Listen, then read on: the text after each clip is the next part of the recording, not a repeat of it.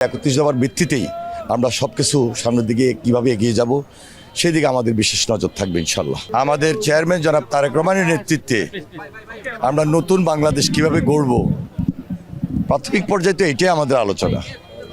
দেশের মানুষের প্রতি শ্রদ্ধা সম্মান রেখেই আমাদের নেতা জনাব তারেক রহমান ইতিমধ্যে কিভাবে নতুন বাংলাদেশ গড়বেন সবার সঙ্গে আলোচনা করবেন, আলোচনা করছেন।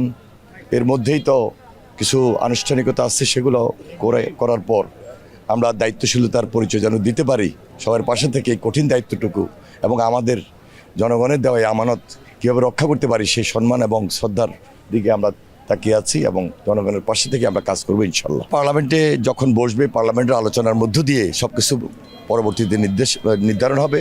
তবে আপনারা জানেন যে ৩১ দফার ভিত্তিতেই আমরা সব কিছু সামনের দিকে কিভাবে এগিয়ে যাব সেই দিকে আমাদের বিশেষ নজর থাকবে ইনশাল্লাহ।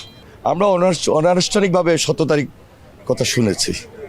এই ব্যাপারে কোনো কথা আমি এই মুহূর্তে বলতে পারবো না, কারণ এটা সম্পূর্ণভাবে নির্ভর করবে মন্ত্রিপরিষদ, বর্তমান সরকার এবং নির্বাচিত সরকার যিনি প্রধান সংসদীয় নেতা তিনি সবচেয়ে ভালো বলতে পারবেন।